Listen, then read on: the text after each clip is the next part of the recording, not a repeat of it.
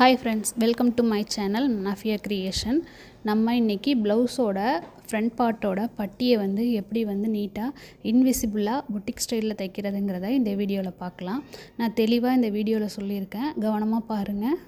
அதுக்கு முன்னாடி என் சேனலை சப்ஸ்கிரைப் பண்ணிக்கோங்க. இதில் வந்து நம்ம வந்து பட்டி பீஸ்க்கு வந்து 2 பீஸ் கட் பண்ணி வச்சுருப்போம் இல்லையா, 2 பீஸை வந்து நம்ம கட் பண்ணி வச்சுருக்கிறதுல வந்து இப்போ நம்ம வந்து ஃபஸ்ட்டு ஃப்ரண்ட்டில் இருக்கிற பீஸை வந்து நம்ம வந்து ஃப்ரண்ட் பார்ட்டோட ஜாயின் பண்ணி இப்போ அதை வந்து தைக்க போகிறோம். ஃப்ரண்ட்டில் உள்ள பீஸை இதே மாதிரி 2 நல்ல பக்கமும் ஒன்றா இருக்கிற மாதிரி வச்சுக்கோங்க. வச்சுட்டு 2 கெட்ட பக்கமும் நம்மளை பார்த்தோம் பின்பக்கம் பார்த்தோம் இருக்கிற மாதிரி வச்சு அந்த பாயிண்ட்லேருந்து எங்கே நம்ம தையல்லேருந்து ஆரம்பிக்குமோ அதுலேருந்து கரெக்டாக ஆரம்பித்து தையல் போட்டுட்டு வாங்க.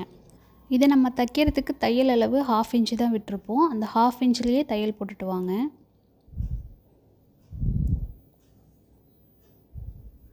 இப்போ இதை நம்ம தைச்சாச்சு. அடுத்தது வந்து பேக் பார்ட்டை தைக்க போகிறோம். அதாவது பட்டியில் வந்து 2 பார்ட் இருக்கு இல்லையா, இப்போ ஃப்ரண்ட்டில் தைச்சாச்சு, இப்போ பேக்கில் தைக்க போகிறோம்.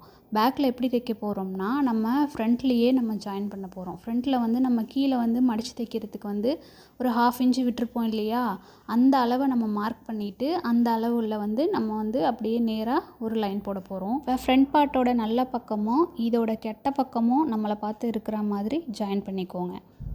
அப்போ தான் நம்ம திருப்பும்போது இதோட நல்ல பக்கம் வந்து திரும்பிக்கும்.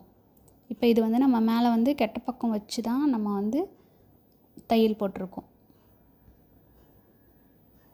இப்போ இப்படி தையல் போட்டாச்சா, இப்போ நம்ம வந்து அப்படியே இப்படி விரித்தோம்னா நமக்கு நீளமாக இருக்கும். நீளமாக இருக்கிறத நம்ம இப்போ என்ன பண்ண போகிறோம்னா அப்படியே அந்த ஷோல்டர்லேருந்து அப்படியே நம்ம வந்து சுருட்டிகிட்டே வந்துக்கலாம். இப்படி மடிச்சுக்கிட்டே வந்துட்டு அந்த பட்டியில் கொண்டாந்து வச்சிடலாம்.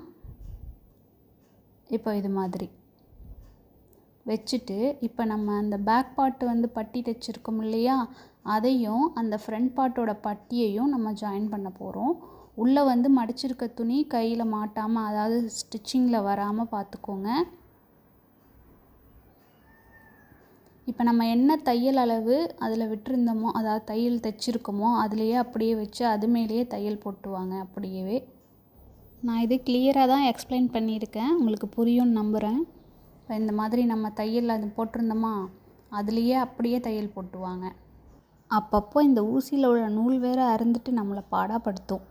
அந்த ஊசிக்குள்ள நூல் வந்து நுழையவே நுழையாது பாருங்கள். அப்போ வரும் பாருங்கள் டென்ஷனு. இந்த மாதிரி யாருக்காவது இருந்துச்சுன்னா எனக்கு கமெண்ட் பண்ணுங்கள். இப்போ நம்ம 1/2 இன்ச்சில் தையல் போட்டிருப்போம்ல, அப்படியே அது மேலேயே தைச்சிட்டு வாங்க.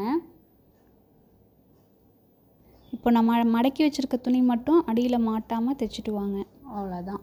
இப்போ தைச்சிட்டு நம்ம இப்போ என்ன பண்ண போகிறோம்னா உள்ளே மடக்கி வச்சுருக்க கிளாத்தை வந்து நம்ம இப்போ வந்து வெளியில் எடுக்க போகிறோம். அதுக்கு முன்னாடி நம்ம வந்து அந்த வளைவு வர்றதுனால ஒரு சின்ன சின்ன கட் கொடுத்துக்கலாம்.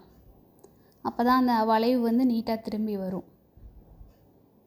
இப்போ அந்த துணியை வெளியில் எடுத்தோம்னா உங்களுக்கு நீட்டான பொட்டிக் ஸ்டைலில் பட்டி வந்து ரெடி ஆகிடும். இதுக்கு நம்ம எந்தவித ஓவர்லாக் போட தேவையில்லை. அழகாக பின்பக்கமும் முன்பக்கமும் தையெல்லாம் வெளியில் தெரியாமல் அழகாக நீட்டாக ரெடியாகி வந்துருக்குங்க. இது ரொம்ப சிம்பிளான மெத்தடு தான். நம்ம ஒரு தடவை தைச்சிட்டோம்னா நமக்கு இப்படியே தான் தைக்க வரும். இது ரொம்ப கஷ்டம்லாம் இல்லை உங்களுக்கு. இதுக்கு நம்ம படிமான தையல் கொடுத்தாலும் கொடுத்துக்கலாம், இல்லை அயன் கொடுத்து அப்படியே விடுறதுனாலும் விட்டுக்கலாம். படிமான தையல் கீழே மட்டும் கொடுங்க. உங்களுக்கு இந்த டாட் பக்கம் வந்து நம்ம படிமான தையல் போட தேவையில்லை. கீழே மட்டும் கொடுத்துட்டிங்கன்னா ரொம்ப நீட்டாக அழகாக இருக்கும்.